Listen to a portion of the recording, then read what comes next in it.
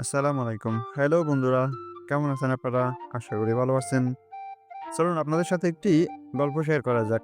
বুদ্ধিমান চোর ও পাগল লোকের। একদিন এক চোর একটি গ্রামের ধনী ব্যক্তির বাড়িতে চুরি করার জন্য প্রবেশ করল। চোর ছিল বেশ বুদ্ধিমান, তাই সে সবাই ঘুমিয়ে পড়ার পরে নিঃশব্দে কাজ শুরু করলো। সে বাড়ির সব জিনিসপত্র খুঁজে ভালো মূল্যবান জিনিসপত্র বের করতে শুরু করলো। ঠিক তখনই বাড়ির মালিকের এক পাগল ভাই, যাকে সবাই পাগলা দা বলে ডাকত, আচমকা উঠে চোরকে দেখতে পেল। চোর ভয় পেয়ে গেল, কিন্তু বলার কিছু বলার আগেই পাগলদা হেসে বলল, তুমি তো বেশ বুদ্ধিমান, এত রাতেই ঘুমিয়ে না থেকে বাড়ি পরিষ্কার করতে নেমেছ। চোর হতবাক হয়ে বলল, হ্যাঁ ভাই, বাড়ি পরিষ্কার করছি, কিন্তু তুমি কাউকে বলবেন না।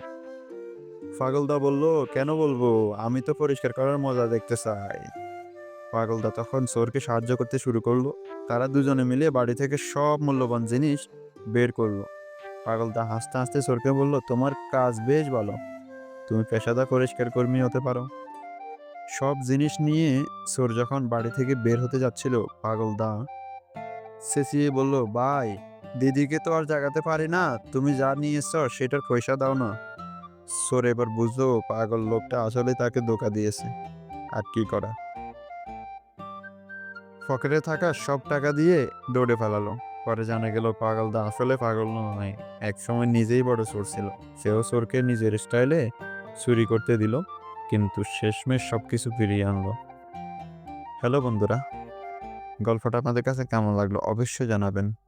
আর নিত্য নতুন ভিডিও পেতে চ্যানেলটি সাবস্ক্রাইব করে পাশে থাকবেন। ধন্যবাদ সবাইকে।